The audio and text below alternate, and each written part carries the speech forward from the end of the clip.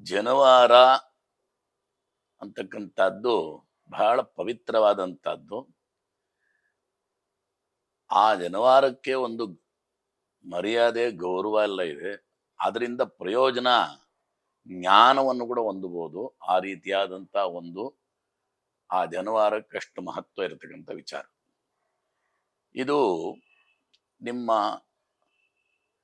Science ಪ್ರಕಾರ ಕೂಡ ಈ ಜಾಗದಲ್ಲಿ ಇಷ್ಟೇ ಒಂದು ಗಾತ್ರದ ಒಂದು ಯಾವಾಗಲೂ ಒಂದು ಒಂದು ಭಾರ ಇರಬೇಕು ಅಂತಿದೆ.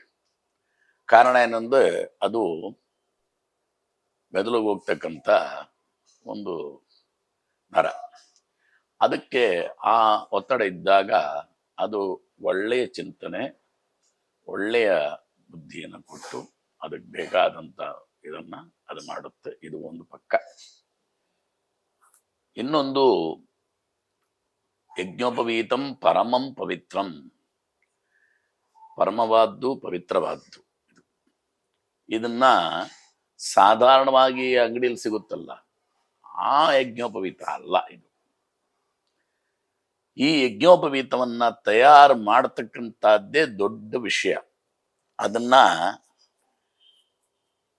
ಹೇಗೆ ಅಂತಂದ್ರೆ ನಾನು ಒಂದು ನಿಮಗೆ ಹೇಳ್ತೀನಿ. ಇವಾಗ ಈ ತಕ್ಕಳಿ ಅಂತ ಹೆಸರು ಇದಕ್ಕೆ. ಇದನ್ನ ನಾವೇನ್ ಮಾಡ್ತೀವಿ, ಇದನ್ನ ಪದ ಮಾಡ್ತೀವಿ. ಈ ಹತ್ತಿಯನ್ನ ಪದ ಮಾಡಿ ಸರಿ ಮಾಡಿಕೊಂಡು ಆಮೇಲೆ ಇದು ಜಾಸ್ತಿ ಇದೆ, ಇವಾಗ ತೆಗಿಬೇಕಿದನ್ನ ಹೀಗೆ ಮಾಡ್ತೀವಿ. ಹೀಗೆ ಒಂದೇ ರೀತಿ ಹೀಗೆ ಮಾಡ್ತೀವಿ. ಹೀಗೆ ದಾರ ತೆಗಿತೀವಿ. ಈ ದಾರ ಮಧ್ಯದಲ್ಲಿ ಬಿಟ್ಟು ಹೋಗ್ಬಾರ್ದು. ಇದಕ್ಕೆ ಇಷ್ಟೇ ತಿರುಗಬೇಕು ಅಂತಿದೆ ಇದಕ್ಕೆ. ಆ ಥರ ತೆಗೆದಾಗ ಇದು ಮೊದಲನೇದು ತಿರುಗುದು, ಇದು ದಾರ ಅಂತ ತೆಗಿತೀವಿ. ಈ ದಾರವನ್ನ ಮಧ್ಯದಲ್ಲಿ ಎಲ್ಲೂ ಛಿದ್ರ ಬರಬಾರ್ದು. ಅದನ್ನ ಛಿದ್ರ ಬಂದ್ರೆ ಹತ್ತಿಯಿಂದ ನಾವು ಸೇರಿಸಿ ರೆಡಿ ಮಾಡ್ಕೋಬೇಕು. ಇದನ್ನೇನ್ ಮಾಡ್ತೀವಿ, ಒಬ್ಬನ ಇದಕ್ಕೆ ಒಂದು ದಾರಿ ಇದೆ. ಹೇಗಿರ್ಬೇಕು, ಇದು ಎಲ್ಲಿಂದ ಎಲ್ಲಿವರೆಗೂ ಇರಬೇಕು ಅಂತಕ್ಕಂಥ ನಿಯಮಗಳೆಲ್ಲ ಇದೆ ಶಾಸ್ತ್ರ ಪ್ರಕಾರ. ಇಲ್ಲಿಂದ ಹಿಡಿದು ಇಲ್ಲಿವರೆಗೂ ಬಂದ್ರೆ ಈ ನಾಭಿವರೆಗೂ ಇರ್ಬೋದು ಅಷ್ಟೇ.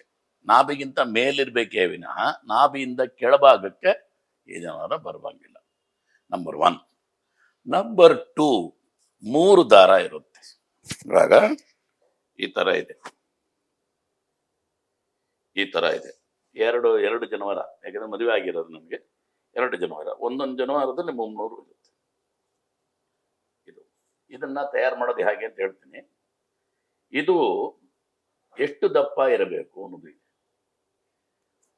ಹಾಲನ್ನ ಕರಿಯುವಾಗ ಅದು ಎಷ್ಟು ಗಾತ್ರ ಬರ್ತದೋ ಆ ಗಾತ್ರದಲ್ಲಿ ಇರಬೇಕು ಒಂದು ಎಳೆ.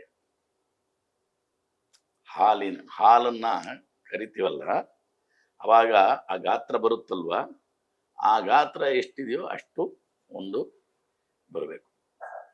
ಆ ಥರ ತಯಾರಾಗಬೇಕು. ಹಾಗಿದ್ರೆ ಇದೇನ್ ಮಾಡ್ಬೇಕು, ಈ ನೂಲನ್ನ ನಾವು ತೋರಿಸ್ತೀನಿ ನಿಮಗೆ. ಇವಾಗ ಇಲ್ಲಿಂದಾನೇ ತೆಗಿತೀನಿ, ಹೆಂಗಿದ್ರು ತೆಗಿಬೇಕು ನಾನು. ಇವಾಗ ಇದನ್ನ ತೆಗೆದು ಬಿಡ್ತೀವಿ, ಇದು ಇಟ್ಬಿಡ್ತೀವಿ. ಇವಾಗ ಏನ್ ಮಾಡ್ತೀವಿ, ಇದನ್ನ ಈಗ ಇಟ್ಕೊಂಡು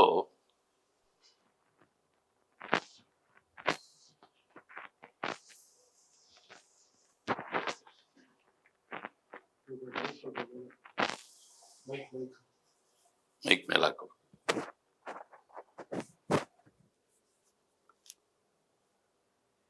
ಹೀಗೆ ತಗೋತೀವಿ, ಹೀಗೆ ಮಾಡ್ತೀವಿ.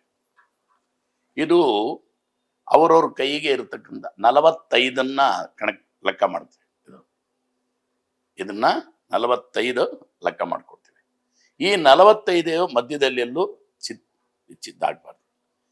ಅದೇ ರೀತಿ ಇದೇನ್ ಮಾಡ್ತೀವಿ, ಮತ್ತೆ ಅದು 45 ಆಗಿದ ತಕ್ಷಣ ಅರ್ಥ ಮಾಡ್ಕೋಬೇಕು. 45 ಆಗಿದ ತಕ್ಷಣ ಮತ್ತೆ ಹಿಂಗೆ ಹಿಡ್ಕೊಂಡು ಇದನ್ನ ನಾವು ಇಲ್ಲಿ ತಗೊಳ್ತೀವಿ ಈ ಕಡೆಗೆ. ಇವಾಗ ಹೀಗಿದೆ, ಹೀಗೇನು ಮಾಡ್ತೀವಿ, ಹೀಗೆ ತಗೊಳ್ತೀವಿ. ಹೀಗೆ ತಗೊಂಡು ಇದು ಬಿಟ್ಟೋಗ್ಬಾರ್ದು. ಇದನ್ನ ಮತ್ತೆ ಇನ್ನೊಂದು 45 ತಗೊಳ್ತೀವಿ ಈ ಕಡೆಗೆ.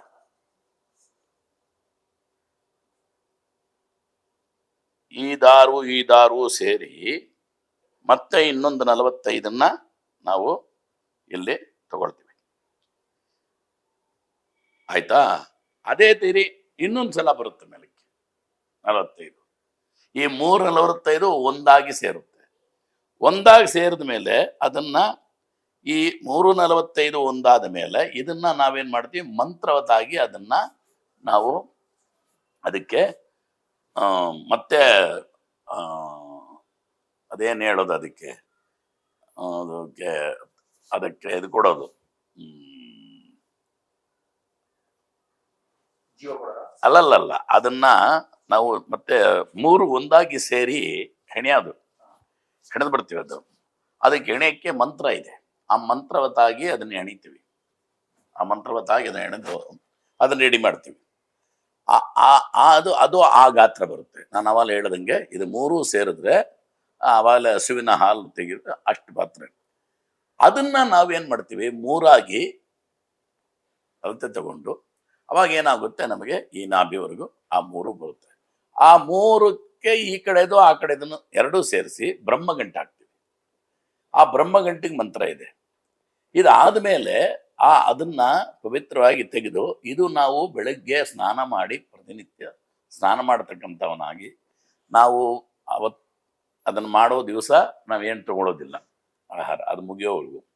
ಮತ್ತೆ ಅದನ್ನ ತಂದು ಇಟ್ಟು ಅದಕ್ಕೆ ಪೂಜೆ ನಡೆಯುತ್ತೆ.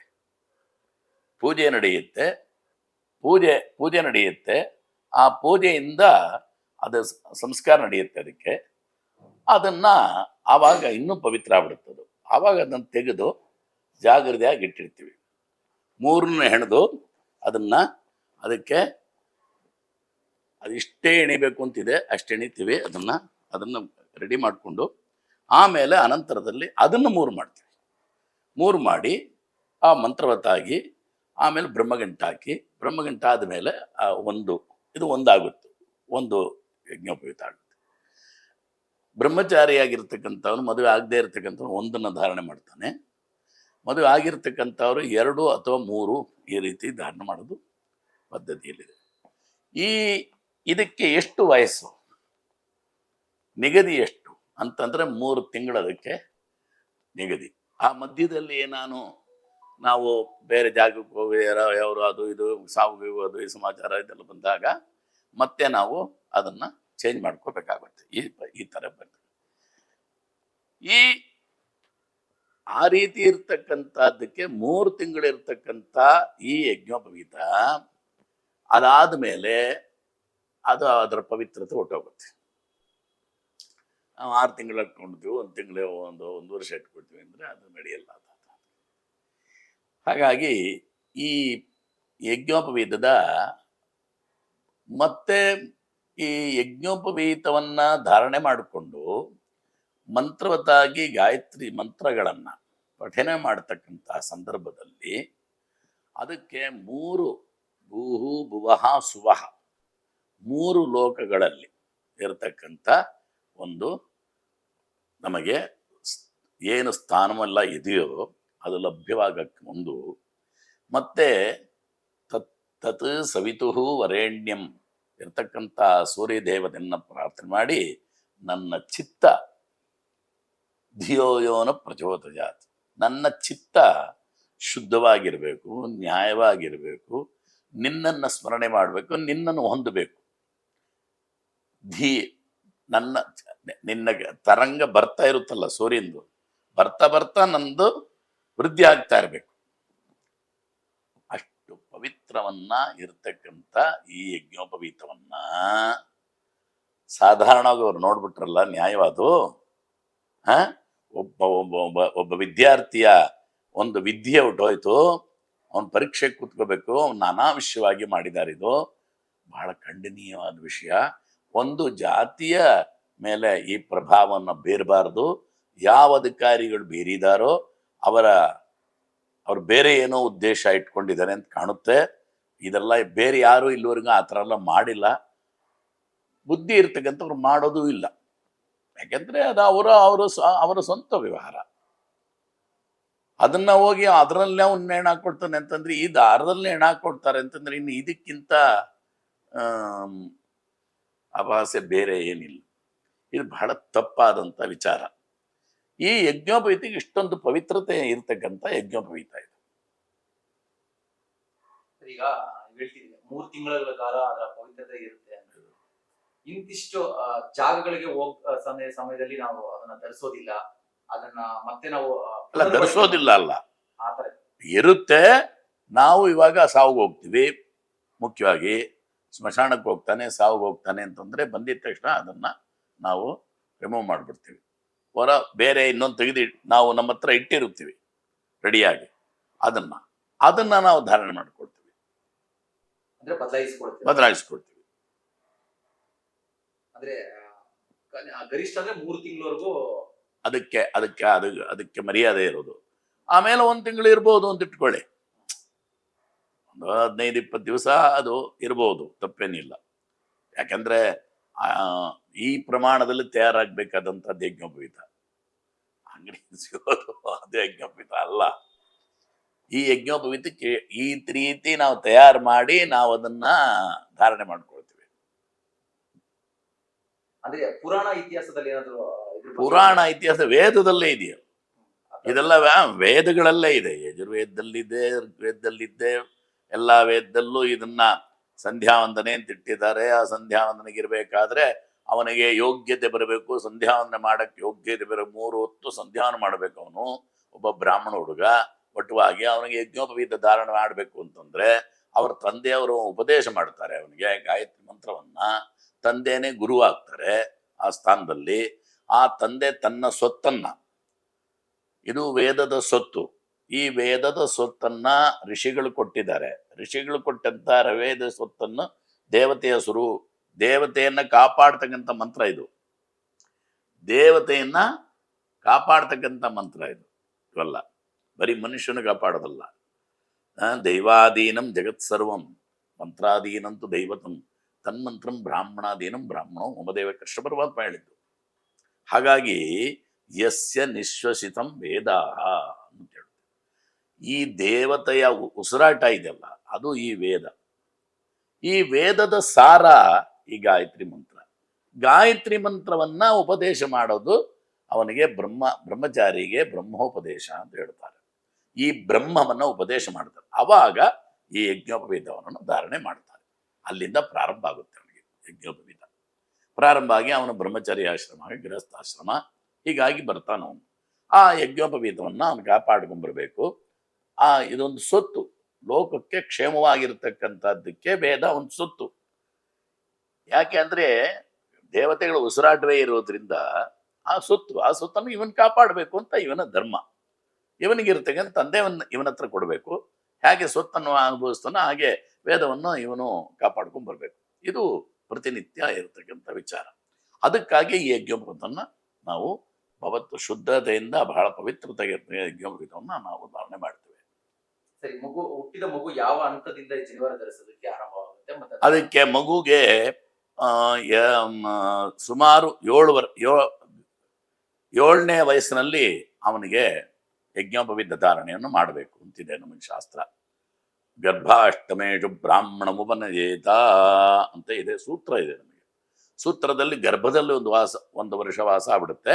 ಅಲ್ಲಿಂದ 8ನೇ ವರ್ಷ ಅಂದ್ರೆ 7ನೇ ವರ್ಷದಲ್ಲಿ ನಮಗೆ, ಯಾಕೆಂದ್ರೆ ಇಲ್ಲೊಂದು ವರ್ಷ ಹೊಟ್ಟೋಗುತ್ತೆ, ಮಿಕ್ಕದ್ದು 7ನೇ ವರ್ಷ. ಆ 7ನೇ ವರ್ಷದಲ್ಲಿ ಅವನ್ನ ಯಜ್ಞೋಪವೀತ ಧಾರಣೆ ಮಾಡುವವನಿಗೆ ಅಂತ ಹೇಳುತ್ತೆ. ಒಬ್ಬೊಬ್ರಿಗೂ ಇದೆ ಅದು. ಮಹಾರಾಜರಾಗಿರ್ತಕ್ಕಂಥವ್ರಿಗೆ ಅವ್ರಿಗಿದೆ, ಕ್ಷತ್ರಿಯರಿಗೆ ಯಾವ ವರ್ಷದಲ್ಲಿ ಮಾಡಬೇಕು ಅಂತ, ವೈಶ್ಯರಿಗಿದೆ ಆ ಥರ. ಈ ರೀತಿ ನಿಯಮಗಳೆಲ್ಲ ಇದೆ. ಆ ರೀತಿ ಇರ್ತಕ್ಕಂಥ ವಿಚಾರ ಆಯ್ತು. ಸರಿ ಗುರುಗಳೇ, ಆಯ್ತು. ಬೇರೆ ಏನಾದ್ರು ಪ್ರಾಮುಖ್ಯತೆ ಪ್ರಾಮುಖ್ಯತೆ ಈ ಯಜ್ಞೋಪವೀತವನ್ನ ಧಾರಣೆ ಮಾಡತಕ್ಕಂಥವನು ಅವನಿಗೆ ಬರೀ ಇದ್ದ ಧಾರಣೆ ಮಾಡ್ಕೊಂಡಿದ್ರೆ ಅದು ಅಷ್ಟು ಪ್ರಯೋಜನ ಬರೋದಿಲ್ಲ. ಅದಕ್ಕಾಗಿ ನಿಯಮಗಳೆಲ್ಲ ಇದೆ. ಆ ನಿಯಮವನ್ನು ಪಾಲನೆ ಮಾಡ್ಕೊಂಡಿರ್ಬೇಕು. ಇದು ಧರ್ಮ ಅದು. ಹಾಗಾಗಿ ಇವತ್ತು ಈ ಜನಾಂಗದಲ್ಲಿ ಕಮ್ಮಿ ಇದ್ರೂ ಕೂಡ ಒಂದು ಗೌರವ ಇದೆ, ಸಮಾಜದಲ್ಲಿ ಒಂದು ಗೌರವ. ಕಾರಣ ಏನು ಅಂತಂದ್ರೆ ಅದಕ್ಕೆ ಅವರ ಅನುಷ್ಠಾನ ಬಹಳ ಮುಖ್ಯವಾಗಿ ಇರ್ತಕ್ಕಂಥದ್ದು. ಈ ಅನುಷ್ಠಾನಕ್ಕೆ ಮಾಡ್ತಕ್ಕಂಥದ್ದಕ್ಕೆ ಯಾವುದು ಚ್ಯುತಿ ಬರಬಾರ್ದು. ಗುರುಗಳೇ, ನಿಯಮ ಅಂತಂದ್ರೆ ಯಾವ ತರ ಇರುತ್ತೆ? ನಿಯಮ ಅಂತಂದ್ರೆ ಅವನು ಈ ರೀತಿದ್ದೇ ಊಟ ಮಾಡಬೇಕು, ಈ ರೀತಿನೇ ನಡ್ಕೋಬೇಕು, ಈ ರೀತಿ ಬೆಳಗ್ಗೆ ಶೀಘ್ರವಾಗಿ ಎದ್ದೇಳ್ಬೇಕು, ಏನೋ ತಣ್ಣೀರಲ್ಲಿ ಸ್ನಾನ ಮಾಡಬೇಕು, ಇದೆಲ್ಲ ನಿಯಮ ಅಂತ ಬರುತ್ತೆ. ಇವೆಲ್ಲ ನಿಯಮ. ಸಂಧ್ಯಾವನೆ ಮಾಡಬೇಕು, ಆ ಸಂಧ್ಯಾವನೆ ಆಗುವವರೆಗೂ ನೀನು ಆಹಾರ ಇನ್ನು ತಗೋಬಾರ್ದು. ಬಹಳಷ್ಟು ಜನ ಹಾಲು ಕೂಡ ಕುಡಿಯೋದಿಲ್ಲ. ಈ ರೀತಿ ಎಲ್ಲ ನಿಯಮಗಳೆಲ್ಲ ಇದೆ. ಆ ನಿಯಮವನ್ನು ಪಾಲನೆ ಮಾಡಬೇಕಾಗುತ್ತೆ. ಅದು ಬೆಳಗಿನೊತ್ತು ಇವತ್ತು ಈ ಮೂಲಕ ನಾನು ತಿಳಿಸ್ತಾ ಇದ್ದೀನಿ. ಒಂದು ಪಕ್ಕ ಇರಲಿ, ಈ ಥರ ಸಮಾಜದಲ್ಲಿ ಅಂತ ಘಾತಕರು ಇರ್ತಾರೆ, ಅವ್ರೇನು ಮಾಡಿದ್ದಾರೆ ಅದನ್ನ ಬಹಳ ತಪ್ಪು. ಇನ್ನೊಂದು ಕಡೆ ಏನು ಅಂತಂದ್ರೆ, ಹಾಗೆ ಇರ್ತಕ್ಕಂಥ ಬ್ರಹ್ಮಚಾರಿಗಳೆಲ್ಲರೂ ಕೂಡ 4:30 5-6 ಗಂಟೆ ಒಳಗೆ ಯಾರು ಎದ್ದು ಸ್ನಾನ ಮಾಡಿ ಈ ಗಾಯತ್ರಿ ಮಂತ್ರವನ್ನ ಮಾಡ್ತಾರೆ, ಅವರ ವಿದ್ಯೆ ಅತಿ ಉನ್ನತದಲ್ಲಿರುತ್ತೆ. ಮತ್ತೆ ಜ್ಞಾನ ವಿದ್ಯಾಗಿ ಬರುತ್ತದೆ. ಎಲ್ಲ ಪೂರ್ತಿ ಜ್ಞಾನವನ್ನ ಸಂಪಾದನೆ ಮಾಡತಕ್ಕಂಥ ವ್ಯಕ್ತಿ ಆಗ್ಬಿಡ್ತಾರೆ. ಹಾಗಾಗಿ ಸಮಾಜದಲ್ಲಿ ಅವರಿಗೆ ಒಳ್ಳೆ ಗೌರವ ಇರುತ್ತೆ, ಒಳ್ಳೆ ಮರ್ಯಾದೆ, ಶಾಂತವಾಗಿರ್ತಾರೆ, ಶಾಂತತೆಯನ್ನು ಕೊಡುತ್ತೆ. ನ್ಯೂಸ್ ಫಸ್ಟ್, ನಿರ್ಭೀತಿಯಿಂದ ನಿಮ್ಮ ಪರವಾಗಿ.